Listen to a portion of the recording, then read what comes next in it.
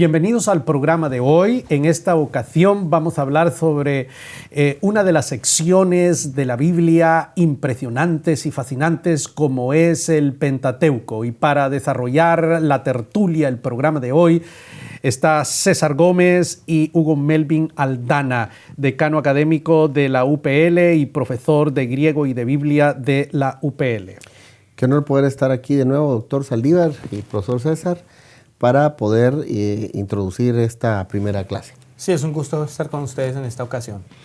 Y en esta clase vamos a hacer una introducción general al Pentateuco y en segundo lugar vamos a estudiar el libro de Génesis. Vamos a hacer unos pincelazos para orientar a nuestros televidentes y a nuestros alumnos. Hay algunas consideraciones generales que necesitamos hacer y eso vamos a invertir entonces este primer segmento hablando de los aspectos generales del Pentateuco. Y en nuestro punto A hablamos del tema de la Biblia. ¿Cuál es el tema de la Biblia? Tema de la Biblia, profesor de Biblia.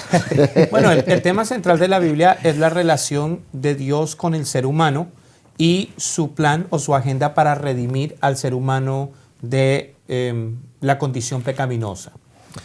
Muy bien. Hay personas que a veces quisieran que la Biblia cuente cuestiones exhaustivas y dice nuestro material que no se trata de eso. No, absolutamente. ¿Verdad? Hablando de la estructura, en su punto B, estructura del Antiguo Testamento. ¿Cuál es la estructura en general del Antiguo Testamento? Hay dos versiones. La de los judíos de Israel y la de los judíos de Alejandría. Porque los judíos de Israel dividieron la Torá en los libros del Neveín y del Ketubín. Y los otros, los de Alejandría, pues hombre, en las divisiones que nosotros conocemos, ¿no? O sea que son las mismas divisiones que le dan la Septuaginta. Exactamente. Es decir, Pentateuco. Que son las que utiliza la iglesia. Que somos las que utilizamos, cristiana. ¿Verdad? Libros históricos, profetas mayores, menores y ese tipo de cosas. Muy bien. Cuando hablamos del Pentateuco, ¿cómo lo definimos? Bueno, el Pentateuco es el nombre griego que se le da a la Torá. Exactamente. Y Pentateuco significa 5 rollos. Exacto. O 5 libros. Exactamente. Se diría en hebreo de qué manera, la Torá, ¿cierto? Sí, que es instrucción. Muchas personas a veces confunden la Torá con todos los libros y la Torá como los 5 libros. Aquí aclaramos que son los 5 primeros libros del Antiguo Testamento. Sí, cuando se habla de la Torá estamos hablando de la ley que Dios le dio a Moisés, básicamente. ¿Cuál es el contenido del Pentateuco? Es un contenido amplio porque nos habla del origen del universo, del hombre, de la creación, nos habla de diversos temas, hasta la selección que Dios hace de un pueblo a través de un hombre que se llama Abraham, cómo este pueblo crece, es esclavizado, es redimido, conquista una tierra, pasa por cualquier tipo de situaciones, luego cuando sale del Éxodo, bueno, imagínense ustedes. La trayectoria por el desierto. La trayectoria por el desierto. Es bastante amplio. Es amplio, luego nos habla de todas las cuestiones ceremoniales, litúrgicas, luego nos habla de los 38 años en el desierto y finalmente nos habla de una segunda ley que Dios les da y una serie de prescripciones que es básicamente el Deuteronomio. Ahora, obviamente, aunque el tema es bastante extenso, yo creo que es importante cuando nosotros examinamos el Pentateuco analizar 3 aspectos importantes y es la tierra, la promesa y la bendición. Son 3 elementos que usted nota en todo el Pentateuco. Empezando desde Génesis 12. Empezando desde Génesis 12. Perfecto. Y bueno, solo en eso sería un tema brutal a desarrollar. No, eso es solo esos 3. Digamos que es como la tesis del Antiguo Testamento, ¿no? Algo así. Muy bien, hablemos un poquito porque el tiempo corre muy rápido. Bueno, corre normal, pero uno lo siente rápido. La hipótesis documental de la paternidad literaria. ¿Quién lo escribió? Hombre, es Estela Marinera, ¿no es cierto? Porque hay diferentes teorías sobre eso. Lo que sí voy a dejar claro, César, de entrada es que Moisés no escribió todo el Pentateuco. Al final de Deuteronomio, Melvin nos habla de la muerte de Moisés y él no puede decir así me morí. Por ejemplo. Bueno, algunas personas, y vamos a hablarlo. Por ejemplo, y hay otras cosas. Al nivel de nuestra gente, muchas veces se les ha enseñado que está escrito de esa manera porque Dios se lo reveló a Moisés. Y eso no es cierto. Entonces, esos son detalles que a veces la gente aprende y que son problema con este asunto, pero... Voy a explicar brevemente lo que es la hipótesis documental. En el siglo XVIII aparecieron los primeros biblistas que se les llamó de la alta crítica, de que dijeron que el Pentateuco es la colección de diferentes escritos, y entonces hablaron del documento J, que son los que utilizan Yahvé, del documento E, que es el que utiliza el nombre de Elohim, el documento P, que es el documento sacerdotal, ¿no? Y el documento D, que es el Deuteronomio o la segunda ley, entonces, que es una compilación de documentos, y que el Génesis son varios documentos unidos, y entonces por eso se llama la hipótesis documental, ¿no? Y hubo una serie de personas, de biblistas, que dieron una serie de hipótesis, pero la más famosa de todas las hipótesis es la de Graf y Wellhausen. Y Wellhausen, así es. Ahora, que eso sea cierto es otra historia. Hay estela marinera. Hay muchas de las cosas que ellos dicen que son ciertas y otras no. Por ejemplo, el solo hecho de que los racionalistas, y obviamente cuando estamos hablando de la crítica textual, es claro y es evidente que la persona que escribió Génesis 1 no es la misma persona que escribió Génesis 2. Son dos relatos completamente distintos. Que no son conocidos de esa manera. Ahora, ninguna de estas hipótesis necesariamente niega completamente la paternidad literaria de Moisés sobre el Deuteronomio, o que él no haya escrito nada del libro de Deuteronomio. Sí, porque tenemos aquí en el punto 3 que hay evidencias en favor de la paternidad literaria mosaica. Así absolutamente. ¿Verdad? Es decir, nadie va a discutir que Dios le dio la ley a Moisés. Nadie va a discutir que los discursos de Moisés, como lo dijo el doctor Danny Carroll, que es un doctor en Antiguo Testamento, dice: la voz de Moisés está en el Pentateuco. Que él haya escrito el Pentateuco es otra cosa, pero la voz de él está allí. Entonces, absolutamente. Y toda esta información se ha compilado por tradición, porque Moisés no estuvo cuando Dios hizo a Adán y Eva. Claro. ¿Verdad? Son perícopas ni en el diluvio, ni que nada. se fueron transmitiendo de generación en generación, y eso es lo que se llama la tradición oral, que luego se traduce en una tradición escrita. Y los compiladores del Pentateuco toman toda esa información, y evidentemente ahí hay un montón de historias. Ahora hay que dejar claro por nuestros televidentes y audiencia que nada de esto le quita la autoridad que tiene la Escritura. Lo que estamos diciendo no significa que no sea palabra de Dios. Es palabra de Dios, pero somos gente inteligente, ¿verdad? Y no vamos a decir cosas que no son. A ver, pero un detalle importante de lo que acabas de mencionar, no ahorita, sino hace un momento, es en el asunto de los relatos de creación. Nuestra gente entiende como que hay un relato de creación. No hay. Pero estamos mencionando que hay dos relatos de creación. ¿Cómo esto hace es fácil. De pronto un problema en para Génesis el 1, de Dios crea al hombre en el sexto día. Pero en el relato de la creación del Génesis 2, estúdienlo y se van a dar cuenta que no es el sexto día. ¿Eso significa que hay un error y que no es palabra? No, es palabra de Dios. Pero es que no debemos entender las cosas con la mentalidad de nuestra época, de nuestra cultura, porque recordemos que estas son perícopas que fueron transmitidas por tradición hace miles de años. Pero cuando se habla de relatos, pareciera como que hay dos maneras diferentes, por así decirlo, de creación. Entonces, para que la gente le quede claro, cuando hablamos de dos relatos, ¿qué exactamente tienen que entender las personas? Son dos maneras diferentes de describir el mismo acontecimiento. Exactamente. Eso es importante. Exactamente. Y en uno es en el sexto día, el otro es el tercer día. Pero ¿qué importa si es en el tercero o es? Eso no hay ningún error, porque día no se puede entender como día como lo entendemos nosotros. Lo vamos a estudiar cuando hablemos propiamente del Génesis, cuando hablemos de la palabra yom. Así es. Muy bien, pues llegamos al final de esta primera parte, pero hay unas preguntas aquí muy necesarias de analizar. Cuando hablamos de la estructura, ¿cuál es la estructura general en la que se ha dividido el Antiguo Testamento? Hablamos de que habían dos diferentes. Depende. ¿Cuál es la que se va a utilizar? Nosotros seguimos la griega. Ok. Pero si se sigue la judía, ¿cuál es el problema? Así es. Ahora, si estamos hablando de la griega, pues obviamente está hablando del Pentateuco, los libros históricos, libros poéticos y de sabiduría, profetas mayores y profetas menores. Claro.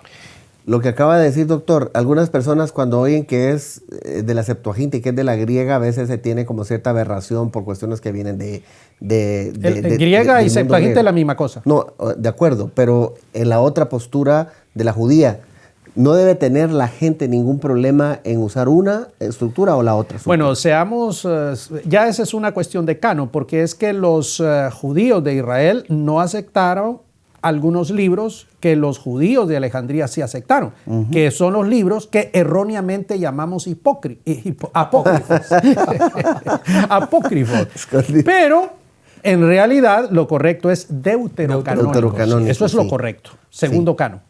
De acuerdo, sí, solo me refería porque yo ando entre muchos pastores y a veces tienen problema con decir esta Biblia está mejor que la otra o tiene una estructura mejor que la otra. Erróneo. Es un error eso. Totalmente. Y la siguiente pregunta, ¿qué sucedería si se descubriera que Moisés no es el autor del Pentateuco? Nada. Absolutamente nada. De hecho, ya está descubierto. Ya está descubierto. Él no escribió el Pentateuco del principio a fin. No. La voz de Moisés está allí. Cuestiones que Moisés escribió de su puño de letra están allí. Eso es indiscutible. Está claramente. Y Jesús reconoció eso como ahí tenés a Moisés y a los profetas. Porque realmente Moisés está en todo el Pentateuco, pero que él se sentó y lo redactó, no podemos ser tan literalistas en ese sentido. No necesariamente. Muy bien, así llegamos al final de esta primera parte, este primer segmento. Volveremos entonces hablando acerca del libro de Génesis.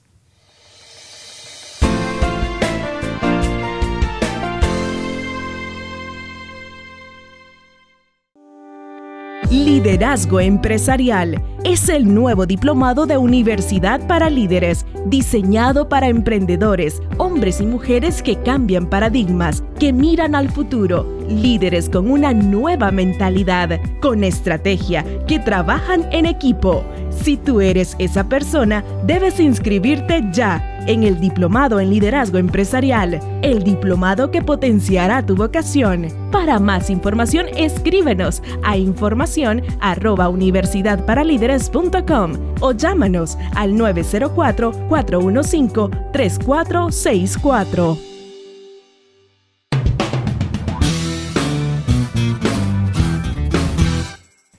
Qué bueno que está con nosotros. Estamos abordando el extraordinario y fascinante tema del Pentateuco. César Gómez, Melvin Aldana, gracias. Esta es una tertulia deliciosa que estamos los tres disfrutando y ahora vamos a hablar de Génesis. Aunque no sea en realidad el primer libro escrito de la Biblia, no. Aparece como el primer libro. ¿Por qué aparece como el primer libro? Porque el libro de Génesis, bueno, ahí tendríamos que ir a lo que el libro significa, ¿no? La palabra, en el hebreo es la palabra Bereshit, que significa en el comienzo, y obviamente el libro de Génesis comienza o inicia con el tema de la creación. Entonces, podríamos decir que por eso ocuparía el primer lugar. No por ser el no porque que haya primero sido se el primer escribe. libro Y tanto escrito. los judíos de Israel como los de Alejandría lo pusieron como el primero. Así es. Sí. Bueno, entremos a los aspectos críticos del libro. Empezando por el título. Sí, bueno, que el título que aparece es el título griego, porque el libro no se llama así. El libro se llama En el Principio. En el principio. Y eso va a ocurrir en el resto de los libros del Antiguo Testamento. Sí, en la mayor parte de los libros del Antiguo Testamento va a ocurrir eso, sí. Ya hablamos en el primer segmento un poco del autor, pero Sí. vamos a ampliarle ahora. ¿Por qué decimos que no lo escribió Moisés, pero al mismo tiempo hacemos referencia de que su voz está ahí? Moisés no estuvo cuando Dios creó los cielos y la tierra ni nada. ¿De dónde se saca esa información? Por la tradición oral. Entonces yo puedo contar anécdotas de mi abuelo que no conocí y vivió en el siglo XIX. ¿Por qué? Porque la he escuchado por tradición oral. Y eso no significa que no sean ciertos. Igual, esta fue una historia que se pasó de generación en generación. Y es importante que la gente sepa que esta historia de la creación también aparece en la cultura sumeria, en la cultura babilonia, etcétera, etcétera. Y hay diferentes relatos acerca de la creación y el origen del universo. Y son similares. Lo que pasa es que este es el que nosotros consideramos el correcto. Ahora, con eso no estamos afirmando que Moisés tomó o copió de estos relatos y nos dio el relato que tenemos. O quien haya hecho la compilación final. Porque si vamos a ser honestos, se cree que el Pentateuco fue compilado en la época de Esdras. Así es. Esa es la realidad. Vamos a decir las cosas tal cual. Pero ellos compilaron los trabajos de Moisés, los relatos de tradición que teníamos ahí en la época del gran escriba Esdras. ¿Cómo queda aquí el entendimiento de la inspiración bíblica cuando afirmamos tal cosa?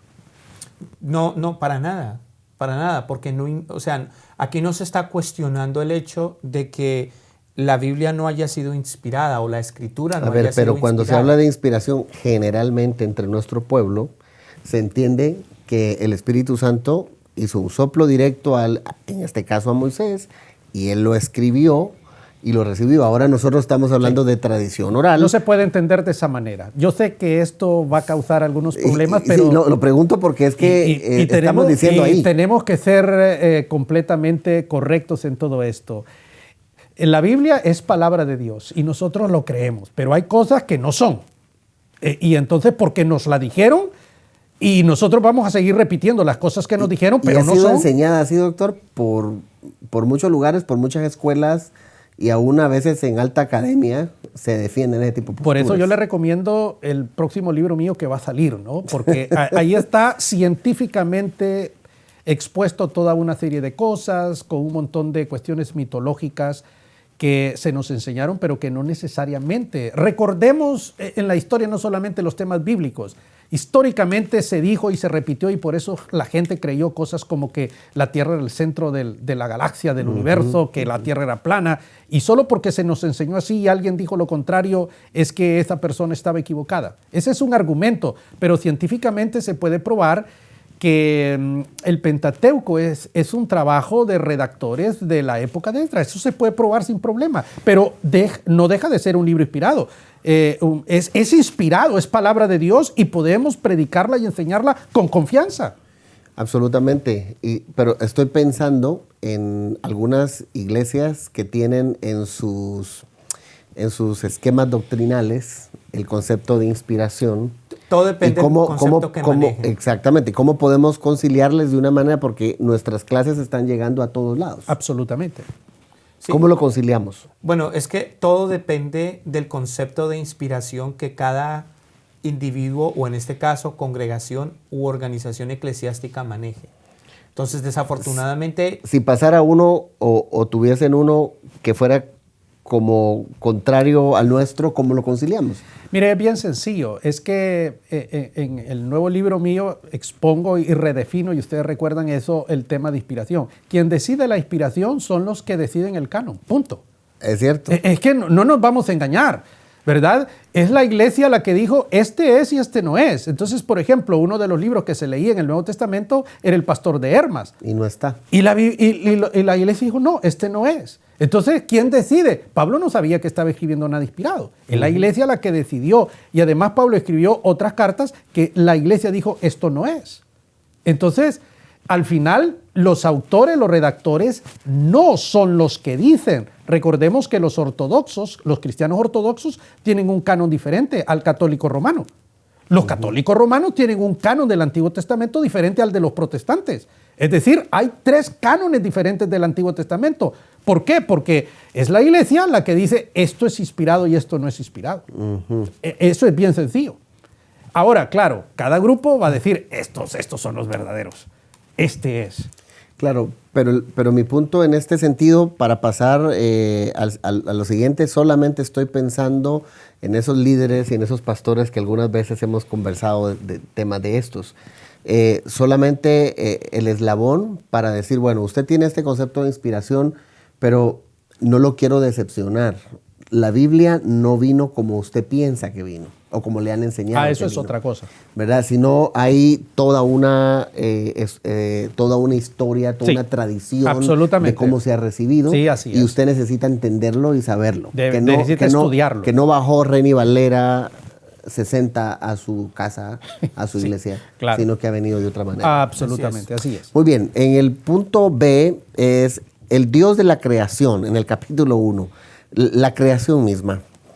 Aquí aparece la tesis tradicional, que en el primer día creó esto, en el segundo, en el tercero, pero en el Génesis 2 aparece otra... Sí, el relato es diferente. Exactamente, aparece otro orden, esa es la palabra, es otro orden. Pero entonces se contradice. No, no hay ninguna contradicción, hay toda una explicación lógica. No nos vamos a meter a ese rollo en mi libro de técnicas de investigación. Ahí está la explicación del asunto. Claro, y vale la pena que se indague en este asunto, ¿no? Y que no nos quedemos por encima porque a veces se da un poco de Lo dificultad. que sí debe quedar claro, y eso nadie no lo vamos a negar, Dios creó los cielos y la tierra. Y esto era un desorden y Dios ordenó y creó el sol y creó las estrellas. ¿Cómo no nos importa tanto sino quién lo hizo? Exactamente. Exacto. ¿Qué pepino me importa a mí si lo creó en el segundo día? Y ahí viene la palabra yom que se traduce día en el idioma castellano. No son días de 24 horas.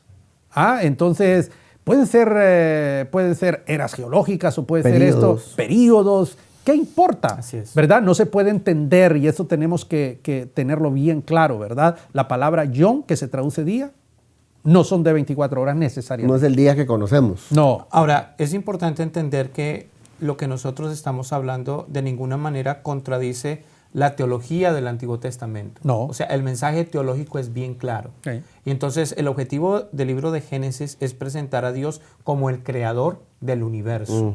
Y el Dios que selecciona a un pueblo Así es. para redimir a la humanidad que ha pecado. Así es. Eso Porque está clarísimo. Porque ese es el gran tema de la Biblia, Absoluta, ¿no? La historia la de redención. la redención del hombre. El hombre es un pecador y necesita ser redimido. Y hay detalles ya entrando en la sección C, que es la naturaleza del hombre. La creación de ese hombre y la prohibición de este árbol de la ciencia y del mal no comerás. ¿Cómo analizar Dios creó al hombre. esta parte? Yo Sí. no tengo la menor duda que soy creación Somos de Dios. creación de Dios. Ahora, eso del árbol, pues hombre, hay algunos que dicen que hay que entenderlo literalmente y el 99% de la gente de la iglesia no. va a decir que sí y va a haber un porcentaje que va a decir que no. La verdad es que ¿qué importa si era un árbol?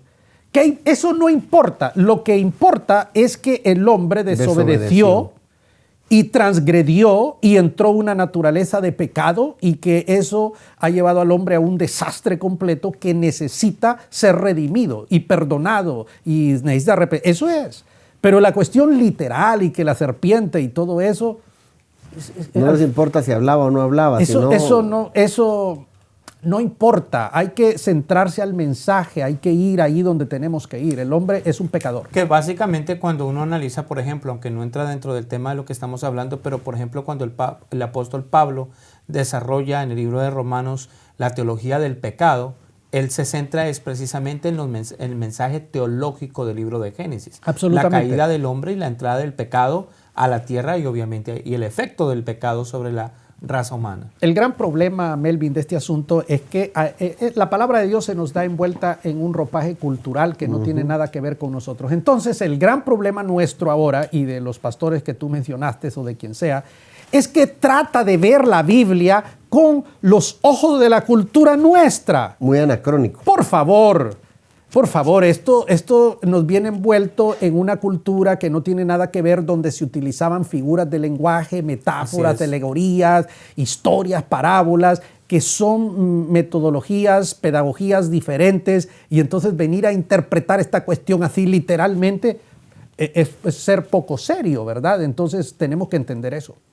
Sí, yo estoy pensando bastante mientras tenemos esta conversación en la mayoría de pastores, para empezar, que no tienen una formación académica formal. Ahí está el detalle. Y estoy pensando en que se les ha enseñado que todos estos detalles son literales, ¿verdad? Y hasta han citado hasta mal el texto, a la ley y el testimonio, si no dicen como ellos, es porque no les ha amanecido. Y lo entienden, que lo que significa ahí es una literalidad en el texto y no conocen todas estas figuras del lenguaje ni nada de eso. Sí, y me preocupa a veces cuando ellos lo piensan así porque lo están pasando a una nueva generación y la nueva generación sí está yendo a la escuela y le están enseñando de otra forma en la universidad y entonces ahí es donde vienen esos grandes choques y jóvenes yéndose. Y cuando entendemos la cultura nos damos cuenta que las cosas no se pueden entender literalmente. Así es. No, y por eso es que nosotros como organización educativa existimos, porque ahora nosotros le estamos ofreciendo la educación a los pastores, donde ellos tienen la posibilidad de tener un acceso a un costo mucho más bajo y de una facilidad impresionante a través de la tecnología. ¿Por qué? Porque la gente está acostumbrada a repetir lo que oye y no lo que investiga. Así es. Entonces hay que estudiar. Absolutamente. Lo importante es, el hombre transgrede la ley de Dios, entonces eso es lo que se llama la caída en teología. El hombre entonces necesita ser redimido y entonces Dios provee una promesa de redención y para eso necesita escoger a un pueblo y eso nos lleva al otro tema de Génesis. Así es. Bueno, pasamos entonces de estos temas primarios porque hay bastante que decir, pero nos vamos a ubicar en el capítulo 12, que es donde usted nos ubica en este momento, que es el principio de la fe. Porque al final de cuentas, los primeros 11 capítulos son una cantidad de narrativas e historias. Pero son conflictivos todos esos capítulos. Completamente. Y no son cronológicos sin naturaleza. No son cronológicos. Así es. No son. Por ejemplo, ahí tenemos el diluvio, que hay gente que cree que Guatemala se llenó de agua. Sí. Y todo el planeta. Así es. Y eso es lo que creen todos. Y en 40 días se bajaron las aguas. Hombre, desde la perspectiva de las leyes físicas, en 40 días, si se llena todo el planeta, esto es un colapso que ni en 40 días ni en no sé cuántos meses se baja ni nada de eso. Tenemos que entender las cosas. Si hubo un juicio de Dios, eso es lo importante. Que Dios quitó de la tierra una generación, eso es lo importante. Entonces tenemos que ver ese tipo de cosas. Esa sería la lección para nosotros hoy. ¿Verdad? Y luego viene el tema de los ángeles, allí en uno de esos capítulos primero. Que complicadísimo los hijos todo de Dios, los hijos de Dios. Exactamente. Que los ángeles se casaron con seres humanos. La Torre de Babel. La Torre de Babel y todo ese tipo de cosas. Bueno, estamos llegando al final del segmento. Yo no quisiera que tenemos que ir al 12. El punto del capítulo 12 al 36 que habla del principio de la fe, el llamamiento de un hombre, Abraham. Así es. Bueno, precisamente como decía el doctor, Dios escoge un pueblo y la persona que Dios llama es Abraham. Es la persona que Él escoge para de Abraham levantar el pueblo. Exactamente. Y decías que está fundado su llamamiento en 3 promesas. Sí, cuando uno analiza a partir del capítulo 12 de Génesis, es importante tener en cuenta esas 3 temáticas, que es la promesa, porque Dios le hace una promesa a Abraham, la descendencia, ¿cierto? Y la tierra, ¿cierto? La tierra, que es una de las promesas que Dios le hace a Abraham y al pueblo de Israel. Así es, bien.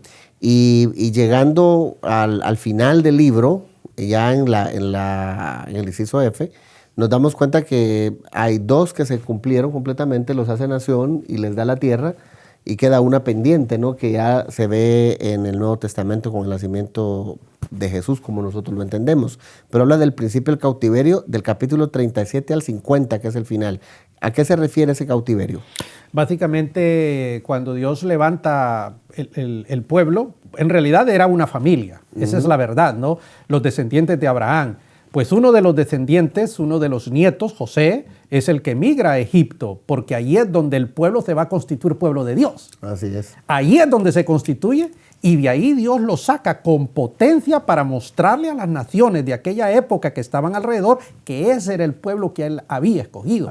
Y por eso los liberó con poder, con potencia, ¿no? Para demostrar. Entonces un pueblo que eran menos de 100 parroquianos, qué sé yo, se convierten en millones de seres humanos y que salen a un desierto a convivir ahí por años y luego a conquistar una tierra. Entonces, la promesa que Dios le hace cientos de años antes a Abraham se cumple a la perfección. Y entonces ahí vemos cómo Dios comienza el hilo de la redención humana a través de ese pueblo, porque de ahí iba a venir y vino el Mesías, que es nuestro Salvador. Que de hecho Mateo en su primer versículo dice, este es el libro de los antepasados de Jesús, hijo de David, hijo de Abraham, para cumplir la promesa que le había Por hecho. eso el libro de Génesis es fundamentalmente importante su estudio. Así es. Mis amigos, hemos terminado el segmento de hoy. ¿Verdad que está sabrosa esta plática? Espectacular, nos quedamos cortos. Claro, imagínense ustedes si entran, si se vinculan a estudiar con la UPL, ustedes van a tener un mundo de oportunidades de aprendizaje.